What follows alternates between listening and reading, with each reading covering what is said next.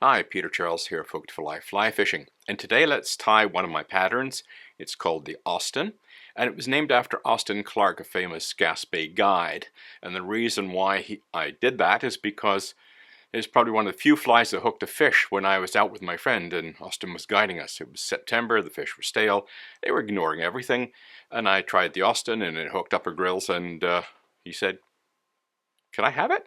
He liked the fly, so I gave him one, and now it's called the Austin. Now, the idea behind the fly actually is for steelhead in my local river, which tends to run quite murky in the early season.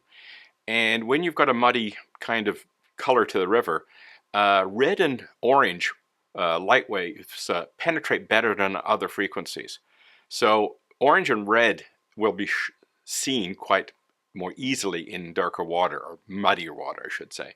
And this has a fluorescent orange body which shows up quite well. In fact, on its very first trip it hooked up 4 steelhead. So it works in muddier conditions. I don't mean, complete mud, but when the water's brown is what I'm talking about. So here's the Austin, and it's a basic wet fly. There's nothing special about it. So let's go through the materials. I'm using a low water salmon in a size 4 for hooks. So any salmon hook was going to do the job basically, and anywhere from a size 2 to a size 8 if you want to go small. Our thread is this Vivas 10-aught in a dark brown.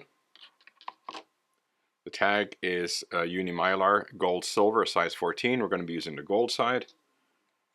Our rib is Uni French Gold. It's a small oval. Our tail is orange calf tail, and you can see I use a lot of orange calf tail. The hackle is brown hen, and I'm using fox squirrel tail for the wing. So let's get started.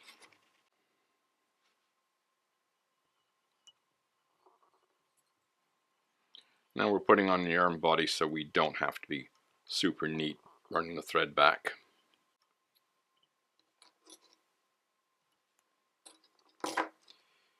Now for a tag. Remember, we're going to be tying it with gold side out, so silver side up. Run your thread back to basically the start of the bend. Then bring forward, get out of the way. I find mylar can be hard to grip, so I often put hackle pliers on my mylar. I don't lose my grip on it that way.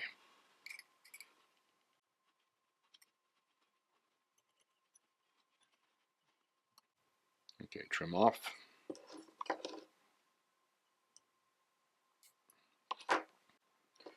Next thing we're going to be putting on is our calf tail. You don't need a big clump here. This is going to be a relatively sparse tail. And I'll bring my thread forward up to about the start of the return. It's where I usually tie my tail in and work the thread back.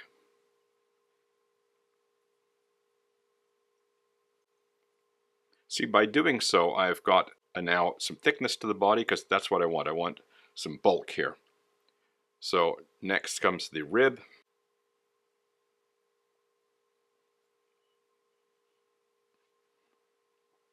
And my yarn.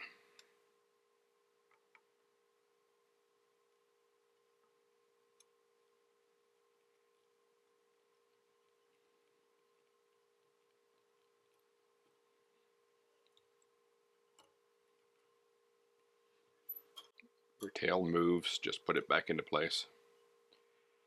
Okay, I'll put a wrap right at the back. Now, because I've got a bump there caused by the tying on materials, I pull the yarn tight, and then as I get off the bump I back off for the tension, and that way I get more or less an even body out of it. Come up to the return, come back,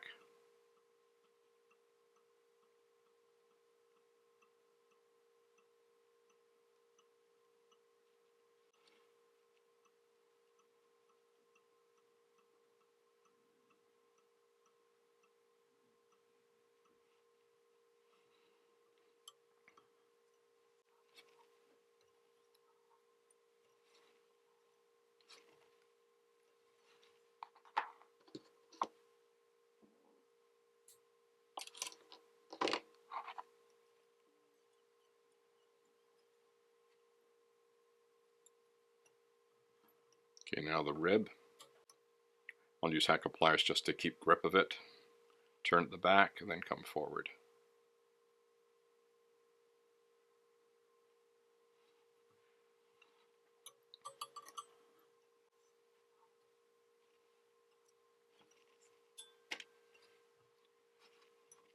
And anytime you want to really secure material, fold it back.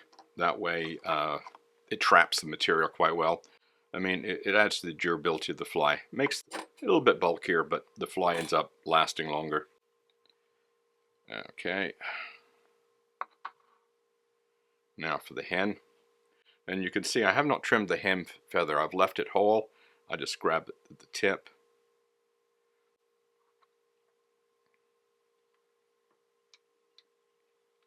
Tie it in.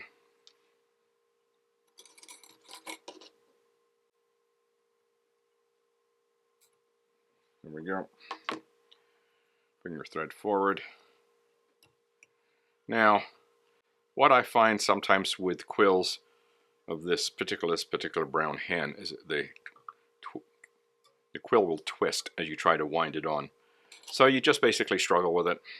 If it does that to you, then this one might do it to me. We can just work with it.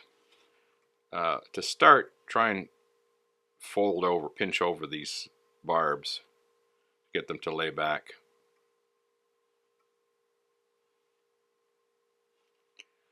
And we might have to brush a few forward.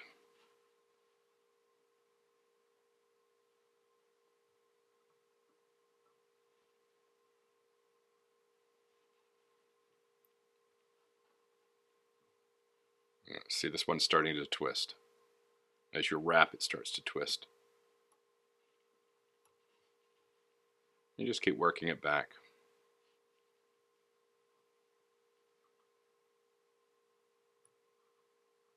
It's not like doing a dry fly hackle where you want perfection. We can fix this as we go.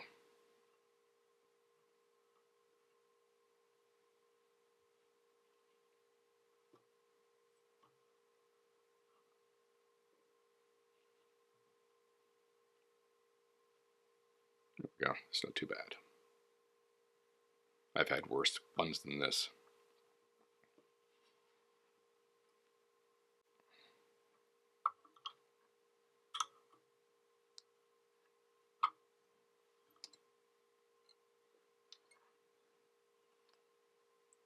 Again, I'll just break that off. You see I folded the quill back, helps to keep it in place. There we go. And now our foxtail wing. Again, be sparse with it. It's not a big bulky wing.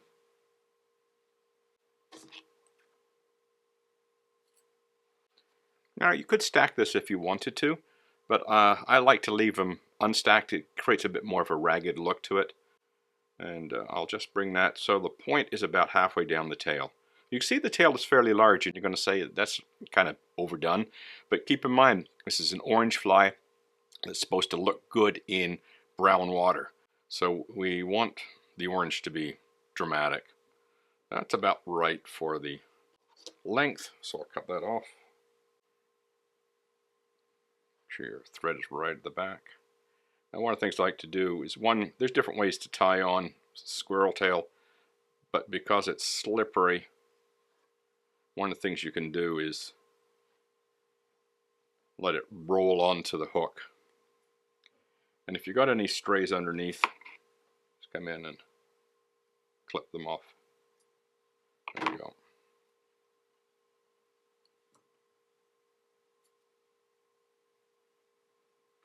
A soft wrap at the back.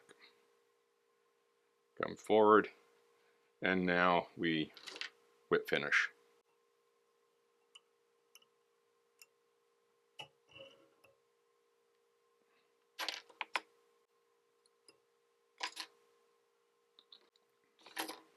Now for a little UV glue.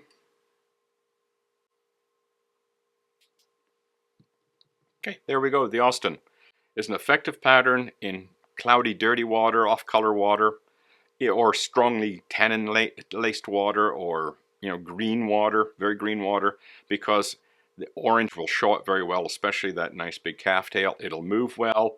It pushes water quite well. And, you know, I've found it to be a very effective pattern whenever the water is off color. In clear water, I'd go with something a little bit more subdued, but when it's dirty, get this fly out and it'll deliver for you. Cheers.